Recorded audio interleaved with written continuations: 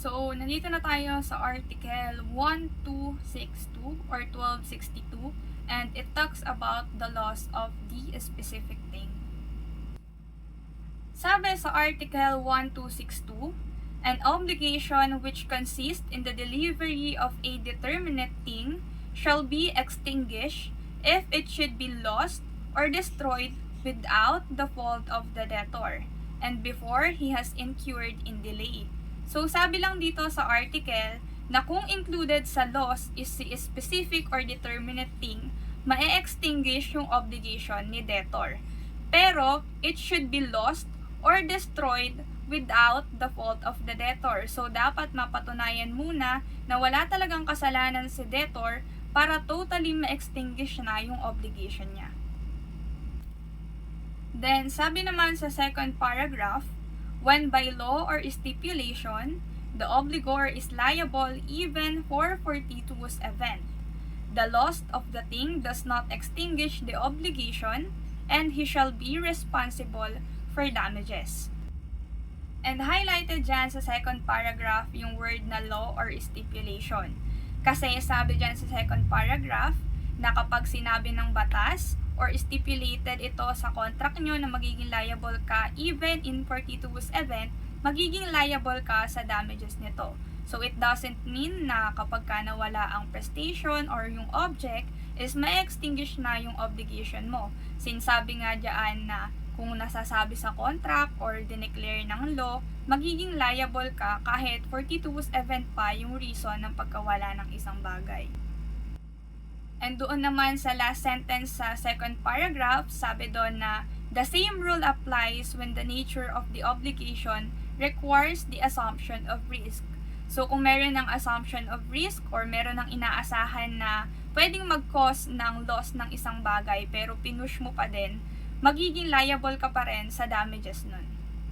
So again, dito sa article na to, merong general rule na if merong loss ng specific thing, it is equals to the obligation is extinguished. Pero meron ulit tayong mga exemption. First is if it declared by the law, or it is stipulation, or nasa contract nyo. And then third is yung assumption of risk.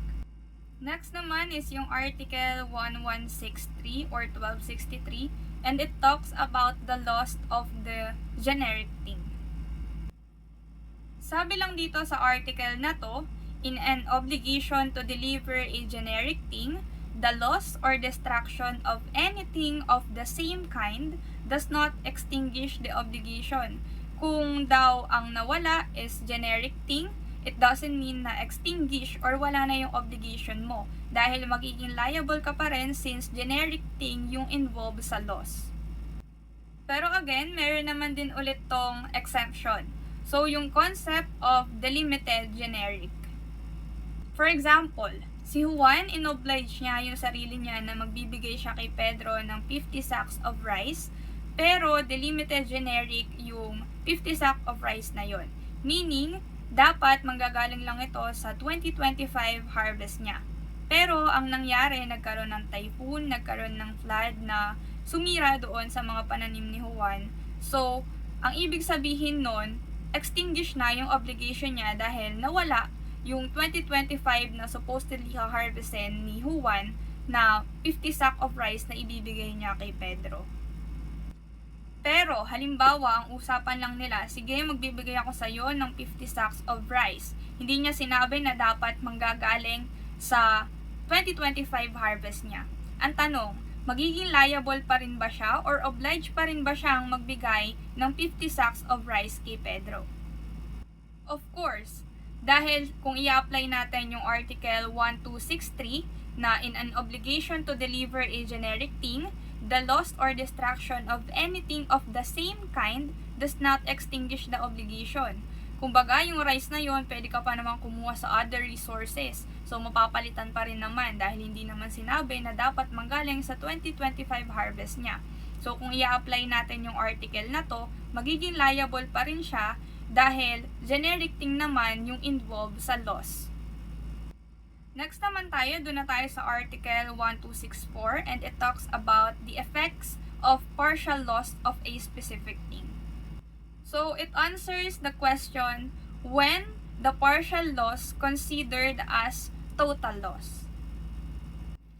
Meron kasing mga instances na since partial loss lang naman, hindi naman talaga mako-considered as total loss. Pero meron naman na if yung nawala is significant doon sa isang bagay, pwede na natin tong i-considered na total loss.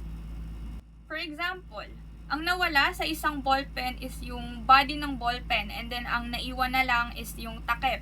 So, since significant yung nawala and wala din namang silbi yung naiwan sa'yo, which is yung takip, so it could be considered as total loss. In short, ang sabi lang naman dito sa article na if ang nawala is yung significant and then ang natira sa partial loss is yung insignificant, you can consider it as total loss. Pero take note na sabi dyan sa article, the court shall determine. So the court is the one who will give the discretion in case of disagreement by both parties to determine kung equivalent ba yung partial loss na to consider it as completely or total loss. Next naman tayo doon sa article 1265. Sabi lang naman sa article na to na merong presumption na yung loss ay nangyari dahil sa fault ni debtor. So, dahil sabi din sa article na the thing is lost in his possession. Kung yung bagay daw ay nawala habang nasa kamay ni debtor, ang presumption doon of course is magiging kasalanan niya. Pero take note na presumption pa lang naman to. Hindi pa naman talaga sinabi na debtor is at fault. So, pwede pa tong i-overcome by providing proof na magpapatunay talaga na wala siyang kasalanan. Now, the question is the presumption absolute? Syempre, hindi. Dahil sabi dyan sa article na it provides situation kung kailan hindi applicable ang mga presumption. So, example nga niyan is yung earthquake, flood, storm, or other natural calamities. For example, si Juan nanghiram siya kay Pedro ng car. So, habang nasa pangangalaga ni Juan yung kotse, nawala yung kotse. So, automatic ang presumption doon, si Juan is at fault kaya nawala yung kotse ni Pedro. Ngayon, sinabi ni Juan, "Uy Pedro, nawala ko yung kotse mo." 'Di ba hindi naman pwedeng ganun lang yung dahilan. So, in reality, kung ganun yung sinabi sa'yo ni Juan, baka kung ano yung magawa mo kay Juan kasi hindi naman valid yung reason niya na, "Uy, nawala ko yung kotse mo ha.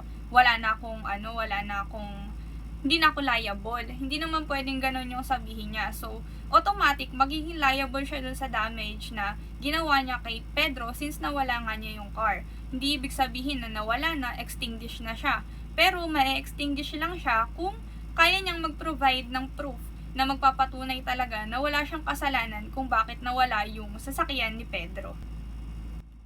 Ngayon, ang totoo palang nangyari, nasunog yung bahay ni Juan. Tapos nandun yung hiniram niyang kotse kay Pedro. Nadama yung kotse ni Pedro doon sa sunog ng bahay. Kaya ngayon, yung presumption kanina is hindi na magiging applicable dahil sabi sa article na if it due to natural calamity, the presumption is not applicable. So kung meron mang typhoon, flood, sunog, ganyan, walang nang magiging obligation si Juan kay Pedro dahil meron naman talagang reason kung bakit nawala yung isang bagay and wala siyang fault sa nangyari. Pero ngayon, pwede pa ding patunayan ni Pedro na merong kasalanan si Juan by providing proof ulit para maging liable naman ito doon sa damage na nakos sa kanya ni Juan. So, isasampan niya to sa korte and then papatunayan niya na merong kasalanan si Juan kung bakit nagkasunog or kung bakit nawala yung kotse niya. Under naman ng Article 1165, third paragraph nito, sinasabi doon na if si obligor is na-delay siya or nag-promise siya to deliver the same thing in two or more person who do not have the same interest, he shall be liable for any fortuitous event until he has effect the delivery. Also, if applicable yung Article 1165, kahit pa mapatunayan na wala kang fault doon sa loss, kahit pa sabihin na dahil to sa fortuitous event, kung applicable yung article na to, magiging liable ka pa rin doon sa damages na nangyari. Ang Article 1266 ay tungkol sa effect of loss or impossibility of performance of personal obligation. So sabi nga sa Article 1266, The debtor in obligations to do ay dapat ma-release kapag yung prestations becomes legally or physically impossible without the fault of the obligor. So, meron nga tayong dalawang impossibility para makonsider na walang fault sa obligor. So, first is physical impossibility. Ito yung may kailangan gawin si obligor pero hindi niya nagawa because of physical impossibility, like na-aksidente or namatay si obligor. So halimbawa, pumirma ng kontrata si Mark na siya ang gagawa ng commercial building for Ann, but after 1 week, namatay si Mark, so yung prestation ay naging physically impossible kasi nga namatay na si Mark, so paano pa niya magagawa yung obligation niya na yon? Kaya si Mark was released from his obligation to build the commercial building. Sa legal impossibility naman, is yung dapat niyang gawin ay subsequently prohibited sa law. So for example, ganun pa rin yung situation, pero dito naman, hindi namatay or na-aksidente si Mark, pero yung government ay hindi nagbigay ng building permit for the commercial building. Kasi daw yung area na dapat papatayuan ng building ay already been declared sa law na residential zone. So in this case, yung obligation ni Mark ay hindi niya magagawa because of the law declared by the government. So dito, Mark was released from his obligation kasi hindi naman niya pwedeng gawin yung building na yon if it is prohibited by the law. Next is Article 1267. So, sa Article 1267 naman, talks about sa impossibility na magawa yung service dahil sa mga doctrine of unforeseen events. And si obligor ay marerelease from obligation dahil imposible na ma-perform yung service obligation niya because of fortuitous event. And take note, yung remedy ni obligor dito is not annulment but to be released sa kanyang obligation in whole or in part. So, halimbawa, pumayag si Vince na siya ang gumawa ng road malapit sa mountain pero nagkaroon ng malakas na typhoon na nag-cause ng landslide, making the construction of road dangerous to human's life. So, sa kaso na to, Vince may be released in whole or in part sa kanyang obligation para ipagpatuloy yung paggawa ng road. Next is Article 1268. Sa Article 1268 naman, kapag yung object is certain, specific, and determinate, ay galing sa criminal offense, ay hindi dapat siya ma-release sa kanyang obligation, anuman ang dahilan ng loss. And kahit pa it is fortuitous event, hindi pa rin exempted si debtor sa liability. For example, ninakaw ni Jacob yung necklace ni Lexi, at nung nahuli na ng pulis si Jacob, inamin ni Jacob na nawala yung kwintas na ninakaw niya kay Lexi nung nasunog ang kanyang bahay. Pero kahit may fortuitous event na nangyari, liable pa rin si Jacob sa cost and damages ng necklace na ninakaw niya kay Lexi dahil considered pa rin yon as criminal act. Next is Article 1269.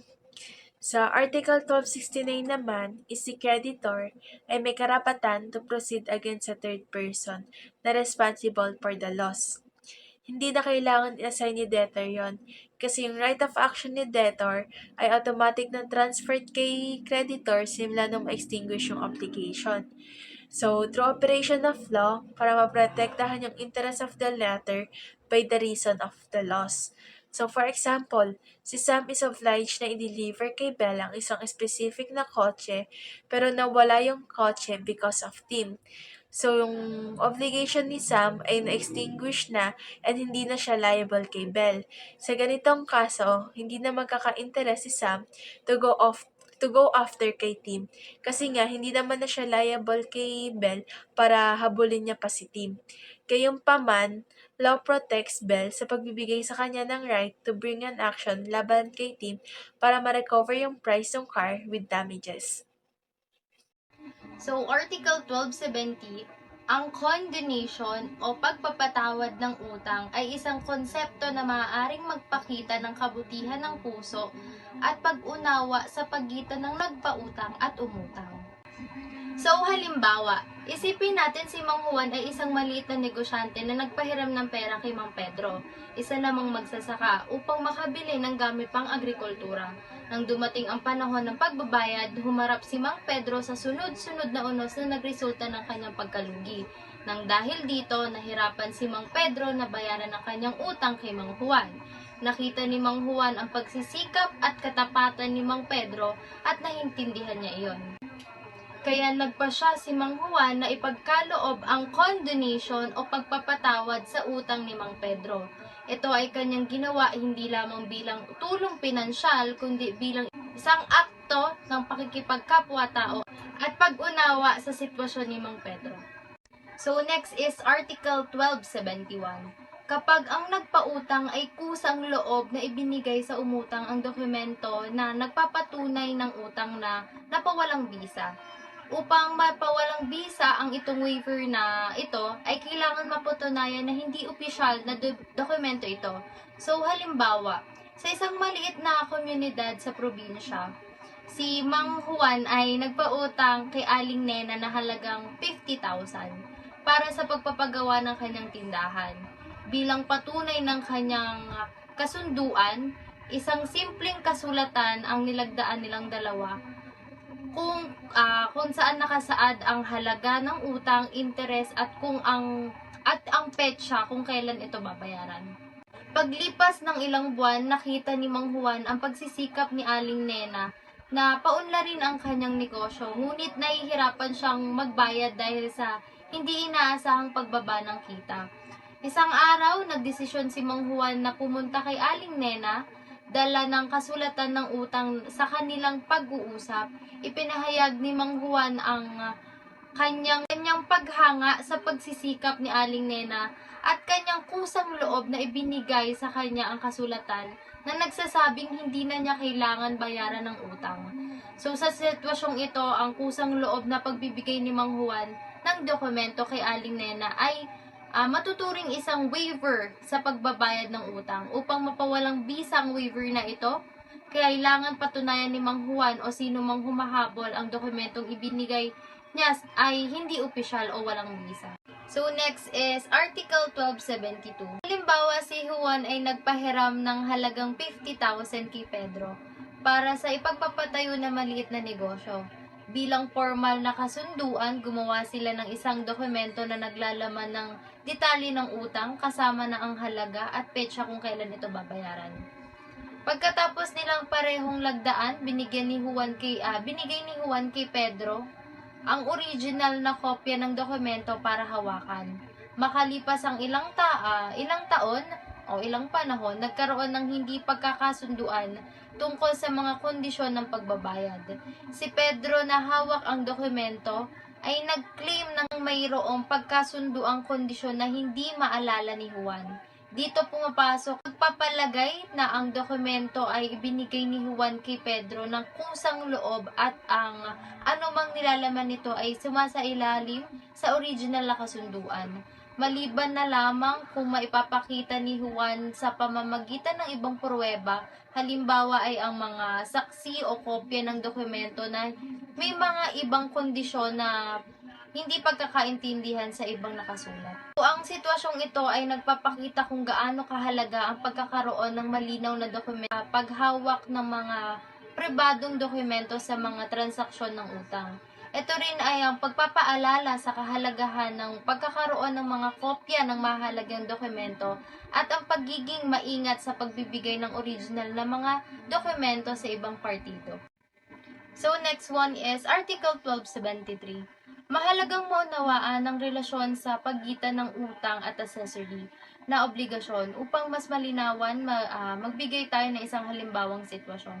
So isipin natin si Juan ay umutang ng halagang 100,000 mula kay Pedro na may kasunduang magbabayad na interest na 10% kada taon na siyang accessory na obligasyon. Sa loob ng 5 taon, ang principal na utang ay 100,000, samantalang accessory na obligasyon ay ang pagbabayad ng interes.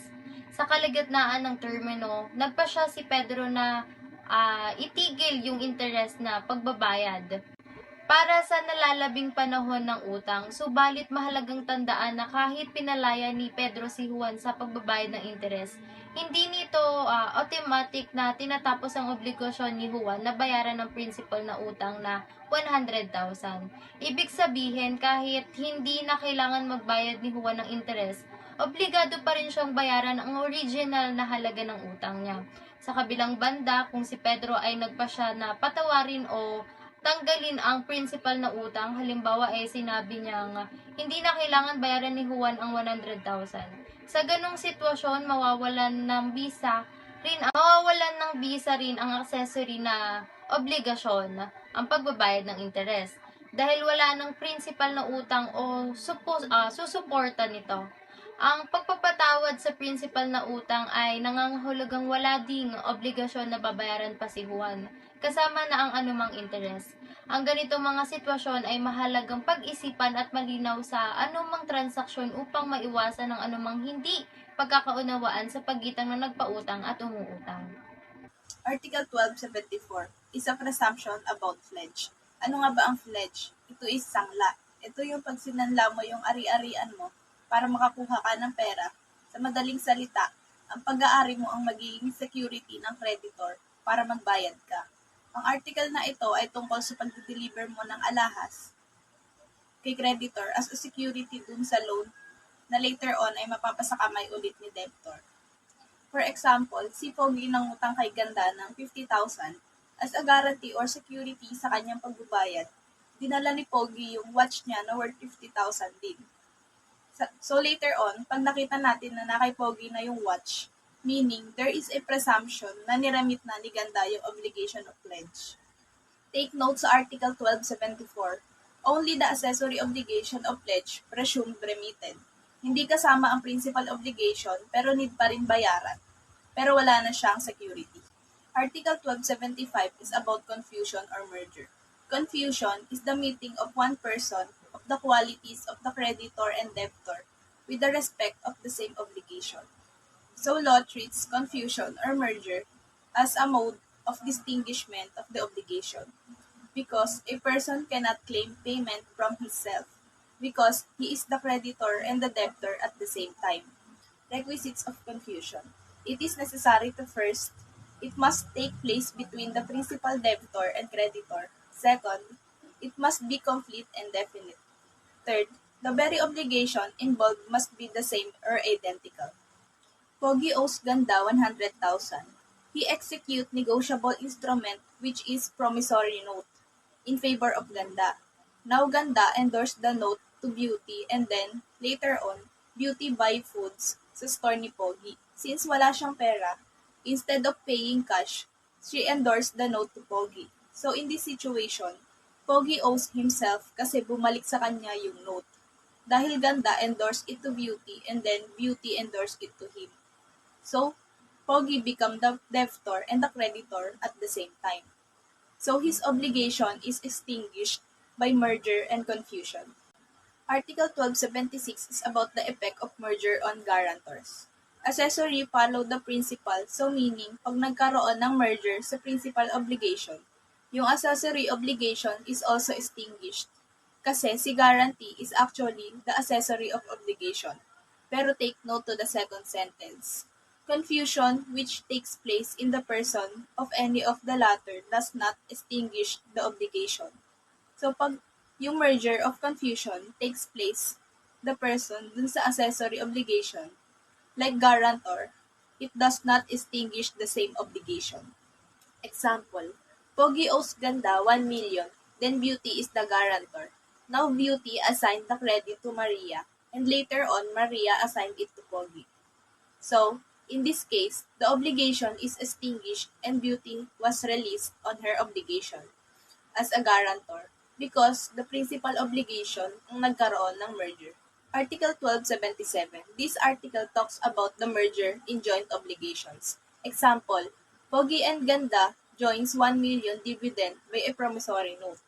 So if Beauty endorsed the promissory note to Maria and Maria endorsed it to Ganda, so share ni Ganda is extinguished, pero yung share ni Pogi ay nandun pa din.